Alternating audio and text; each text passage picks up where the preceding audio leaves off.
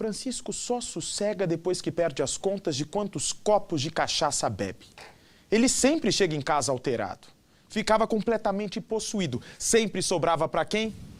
Para Maria Lúcia, essa mulher de 48 anos. É um relacionamento de 10 anos, marcado por brigas, por separações, até que este homem, movido pela cachaça, bate nas duas enteadas.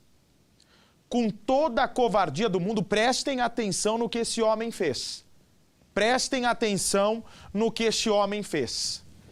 Possuído pela cachaça, e sempre a mulher que é a dona da casa, que quer botar a cabeça do marido do lugar. Enquanto o marido pensava em mulher e cachaça, ela pensava em tirar o marido dessa vida e cuidar dos filhos, mas não. Ele queria mais o amor da bebida, dos amigos de bar, do que de Maria Lúcia.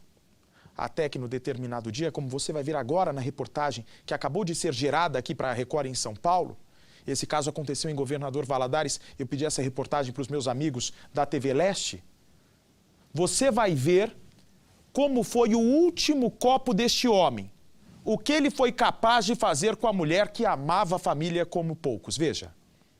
A mulher da foto, sorridente, junto das filhas, é Maria Lúcia Nunes Cardoso, de 48 anos, uma dona de casa dedicada e que viveu em função da família. Maria Lúcia dificilmente saía e, quando isso acontecia, era para ir à igreja, levar a filha ao médico ou atender alguma necessidade da mãe que mora na casa ao lado. Maria Lúcia passava a maior parte do tempo aqui dentro de casa, dedicando a vida às filhas, principalmente a de 6 anos, que precisa de uma atenção especial. E como ela não podia trabalhar fora, ela ficava sempre aqui, separando algumas roupas para vender para as clientes que ela atendia aqui mesmo, na sala. Era uma vida tranquila, até Maria Lúcia conhecer Francisco de Assis e decidir levar o pedreiro para dentro de casa. Aos poucos, toda essa alegria estampada nas fotografias começou a dar lugar a um drama. Por mais de 10 anos, Maria Lúcia sofreu calada. Foi agredida várias vezes, espancada, mas aguentou firme as ameaças de Francisco. Já agrediu ela, que ele machucou a cabeça dela. Como? Bateu assim? Deu uma pedrada. A jovem que não quer mostrar o rosto na entrevista é uma das filhas de Maria Lúcia e também tem medo de virar mais uma vítima da fúria do padrasto assassino. Tem. Minha irmã tá até com medo de minha irmã pequena, porque ela vê um barulho de moto, ela vê alguma coisa, ela pensa que ele tá vindo buscar ela. Minha outra irmã de 11 anos também não tá querendo ficar aqui. A gente fica com medo, porque a gente tem que sair, resolver algum problema de bater com ele na rua. Então a gente tá de mãos atadas. Quem tá preso, na verdade, é a gente, né? Não ele. Ao contrário da jovem, Maria Lúcia não acreditava que Francisco tivesse coragem de matar alguém da família, principalmente ela. Mesmo assim, o casal se separou diversas vezes. Por causa das promessas de mudança, Maria Lúcia sempre aceitava o companheiro de volta. Mas o marido alcoólatra retornava sempre mais agressivo. Francisco tinha tantos ciúmes da companheira que ela era proibida até de ter amigas. Nem com a família, Maria Lúcia podia se relacionar. As brigas entre Francisco de Assis e Maria Lúcia duraram 13 anos. Foram dias de muitas discussões e até tentativas de assassinato, até Francisco colocar em prática uma vontade que ele vinha demonstrando há dias. Francisco tinha saído do trabalho no final do dia, passado em um bar e tomado algumas cervejas. Quando chegou em casa, já chegou meio alterado. Encontrou a companheira, Maria Lúcia, sentada neste canto aqui do sofá com uma das filhas de 6 anos no colo. Como ele já havia bebido muito, ele começou a discutir com a companheira. Francisco, então, preferiu ficar aqui do lado de fora. Ficou agachado neste canto aqui da varanda e continuou discutindo com a Maria Lúcia, que estava lá dentro de casa. Só que Francisco encontrou uma outra barreira. Uma das filhas, uma das enteadas, na verdade, que estava aqui nesse outro canto, justamente com medo que o mal maior pudesse acontecer com a mãe. Ela veio para tentar proteger Maria Lúcia, que estava com a filha de 6 anos lá dentro de casa. Então, em determinado momento, Francisco levantou ali do canto e partiu para cima desta enteada. Como não conseguiu muita coisa, pegou esta cadeira aqui e acertou uma outra filha, mais nova, e desceu em direção à rua. Quando ele chegou lá embaixo, próximo da moto que estava estacionada bem ali na frente, ele decidiu retornar. E aí já encontrou com as duas enteadas, as duas irmãs, tentando fechar o portão para impedir que ele retornasse para dentro de casa. Ele acabou então agredindo uma dessas enteadas com um punhal, corte aqui nas costas. Logo depois ele continuou tentando tirar Maria Lúcia de dentro de casa. A ideia era levá-la aqui para cima, para a laje da casa. Como ele não conseguiu, a briga continuou. Maria Lúcia então veio até esse local aqui e uma das filhas, a menina de 6 anos que estava no colo dela, acabou ficando com uma outra irmã. Maria Lúcia então, com medo do companheiro, saiu correndo em direção à casa da mãe. As outras filhas tentaram se esconder dentro de casa. Francisco então foi correndo atrás de Maria Lúcia até a casa do lado. Maria Lúcia então saiu correndo por aqui, por esse canto aqui, até ter acesso à casa da mãe, que é aqui nos fundos. Ela passou por esse canto aqui, olha só. A ideia de Maria Lúcia era se esconder de Francisco na casa da mãe, que é aqui do lado. O problema é que quando ela chegou na casa da mãe, ela se lembrou que as filhas tinham ficado sozinhas dentro de casa com Francisco. Ela então decidiu retornar e encontrou com o companheiro nesse local aqui. Aqui ela começou a ser esfaqueada. Mesmo assim, Maria Lúcia ainda conseguiu sair correndo. Ela veio por todo esse caminho aqui, já ferida, e acabou caindo nesse local aqui. Aqui, Maria Lúcia foi morta. A mãe de Maria Lúcia, que também tem medo do genro, presenciou o ataque de Francisco e não conseguiu ajudar a filha. Todo dia eu falava com ela, minha filha, só vai te matar. Não mata não, mãe, o filho vai te matar. Após matar Maria Lúcia, Francisco desapareceu e ainda não foi encontrado pela polícia. Depois do homicídio, antes de fugir, Francisco ainda voltou aqui dentro de casa e fez uma bagunça, revirou todas as roupas. O que era dele, ele levou tudo. E mais um detalhe que pode, inclusive, comprovar de que o assassinato foi pensado. Francisco ainda revirou todos os álbuns de família e retirou todas as fotografias dele. Tudo que estava aqui, ele levou, justamente para evitar que a polícia o identificasse. Após o homicídio, outras denúncias contra Francisco surgiram na família. Além de assassino, Francisco agora é suspeito de ter abusado das filhas mais novas. Uma delas, hoje com 20 anos, teria começado a ser molestada pelo pai quando tinha apenas 9. Foram mais de 5 anos sofrendo com as investidas de Francisco, que negava as denúncias da filha. Enquanto Francisco continua foragido, as filhas e enteadas tentam recomeçar a vida, mas com medo dele voltar e cumprir a promessa de matar todo mundo. Se a gente soubesse que ia acontecer isso, a gente já tinha dado um fim. Inacreditável. Suspeito de assassinato, agora suspeito vem à tona a história que poderia também ter abusado sexualmente dessas meninas. Por isso, eu pedi para que a nossa Paula Branches, em Belo Horizonte, apurasse novas informações. Vamos ver o que ela descobriu. Oi, Paula, boa noite. Boa noite, Bate. Boa noite a todos. Olha só, Bate, o homem se apresentou à polícia agora à tarde, foi acompanhado do advogado, prestou depoimento, mas foi liberado. A polícia afirmou que vai esperar os resultados dos laudos do IML para pedir a prisão preventiva dele. E ele já é um velho conhecido da polícia, Bate. Já foi preso 2 vezes depois de agredir 2 homens em um bar e também já foi encaminhado à delegacia depois de agredir uma das filhas, Bate. Certo, Paula, se você tiver qualquer nova informação, por favor, vocês têm prioridade. Nos chame, por gentileza. Depois de 2 anos vivendo nas sombras, Elisângela, a viúva negra, foi finalmente presa. A mulher que você vai conhecer junto comigo é acusada de ter matado o marido Patrick e ter matado também o filho Eduardo. Ela matou o marido e o filho, segundo a polícia, vem para mim, por favor. Fez toda essa atrocidade. A viúva negra fez toda essa maldade por causa de dinheiro. Assim como aquele caso da família Buchinger, lá do Pará, hoje a polícia concluiu o inquérito. Vocês se lembram do homem que é acusado de ter mandado matar o pai, a mãe e o irmão por causa de dinheiro? Segundo o inquérito que foi finalizado hoje, conversei com os policiais lá do Pará. Você vai ver nesse caso Você vai ver nesse caso, dá a imagem para mim dessa mulher de novo. Essa foto tem que ser mostrada diversas vezes. Diversas vezes. E esse choro é completamente de mentira, segundo os policiais. Porque Eduardo teria participado da morte do padrasto e depois chantageado a mãe. Ela, para não ser presa, falou: "Ah, você está me chantageando, filho?" E ele diz: "Exatamente." Ela vai e mata o menino também. Vamos ver o que ela tem a dizer. Põe o caso da Viúva Negra para o Brasil.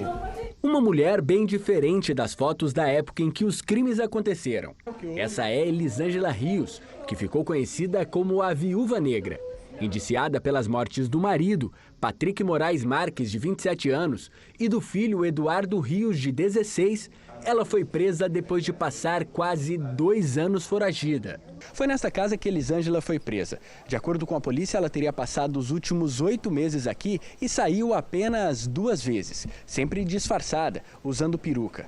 Na região, ninguém tinha informações sobre ela. E a família sempre passava a ideia, usando especialmente as redes sociais, de que Elisângela estava morta. De acordo com a polícia, familiares de Elisângela postaram no Facebook mensagens de homenagem à mulher, como se ela realmente estivesse morta.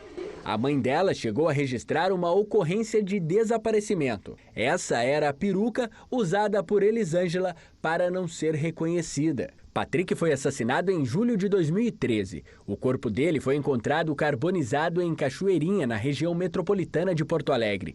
Nesse tempo em que ela esteve sumida, os pais dele não descansaram um minuto. Eu fui a Triunfo, eu tenho um pessoal que investigou para ver se ela não estava em Santa Catarina. Eu fui a Lajeado para ver se um corpo que tinham achado lá não era dela, e não era. Ela não vai mais estragar com a vida de ninguém, espero, né? Segundo a polícia, um dos motivos de Elisângela ter cometido o crime teria sido a tentativa de ficar com a pensão. O caso foi reaberto depois de surgirem novas provas e, principalmente, informações sobre o paradeiro dela. Presa, Elisângela chora e nega que tenha participado da morte do marido e do filho. Não foi você que fez nada do que...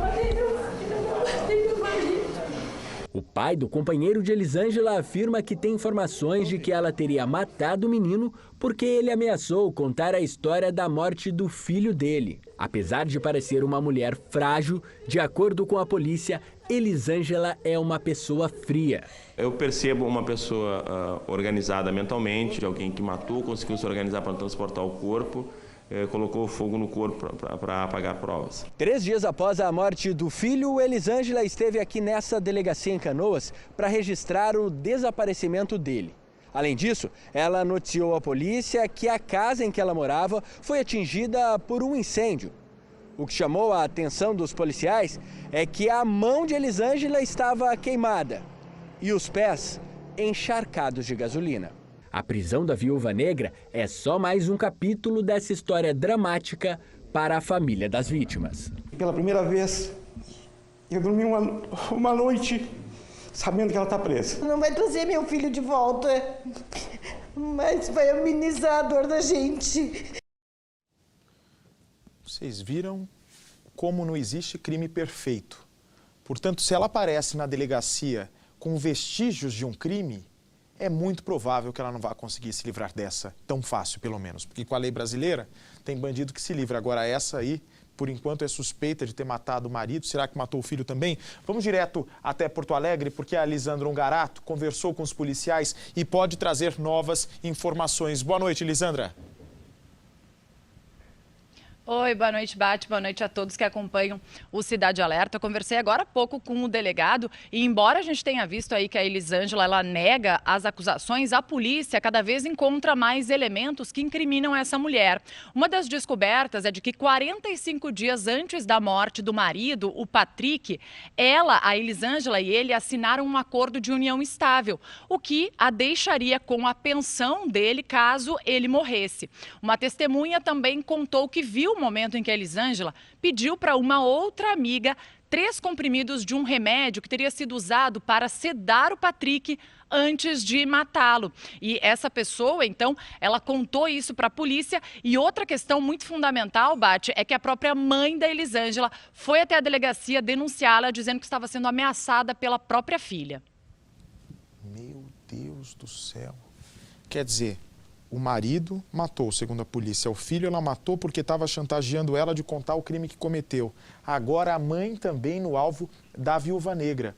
E você viu que ela fez tudo de cabeça pensada, como a Lisandra contou agora. Foi buscar o remédio para dopar o marido, buscou o local exato para acontecer o crime. Que coisa, como pode ter gente com mente de... parece de filme até, né? Mas aconteceu. Qualquer nova informação me chama, Lisandra, porque chegou uma outra reportagem também, que é impressionante o que tem de bandido, de golpista que se aproveita da ingenuidade das crianças, não é?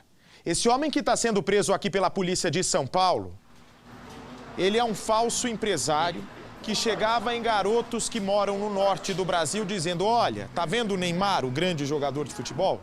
Pois é, você pode ficar rico igual ele.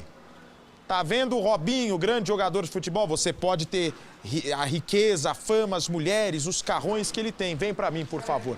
Tudo não passava de um golpe.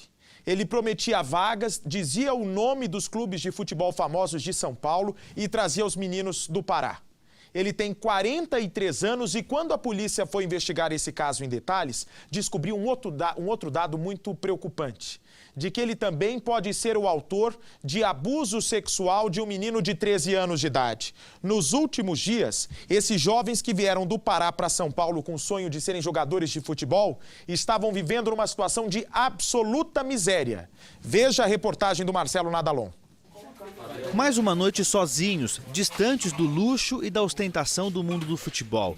Os 11 jovens trazidos para São Paulo com a promessa de que virariam jogadores profissionais passaram mais esta noite na casa simples da periferia da Zona Sul de São Paulo. Chorei ontem com um, hoje eu chorei de novo com a mãe de um, porque é revoltante ver essa situação dessa aí. Dos 11 jovens, 7 ainda são adolescentes. Todos moravam em Breu Branco, no interior do Pará. A 2.500 quilômetros de casa, o que a maioria encontrou foi violência e dificuldades. Este vídeo mostra o momento em que a Polícia Civil chegou à casa. Os próprios adolescentes haviam preparado o almoço e estavam reunidos na sala. O homem que teria trazido os jovens para São Paulo acabou preso. Ronildo Borges de Souza, de 43 anos, também é suspeito de ter abusado sexualmente de um dos menores, de 13 anos. No final de semana ele bebia e chegava aí bêbado e queria abusar dos menores. Sempre que ele estava bêbado, ele queria abusar. Uma das vítimas diz que questionou o suspeito sobre os abusos. Quando o senhor bebe aí, só fica dando esse menino, não estão gostando não. Ninguém está gostando desse negócio aí. No celular do suspeito, os policiais encontraram fotos eróticas envolvendo Ronildo. O material foi mandado para a perícia. Ronildo negou os abusos. Na verdade, eu não fiz isso, estou com minha consciência tranquila. Eu quero ver meu advogado para me defender. A casa onde os jovens ficaram nos últimos 2 meses é esta aqui, né? Nós viemos até aqui à noite agora, depois que eles voltaram da delegacia, para mostrar a situação. E a gente encontrou, inclusive, 2 deles, um de 19 anos e o outro de 15, fazendo o jantar.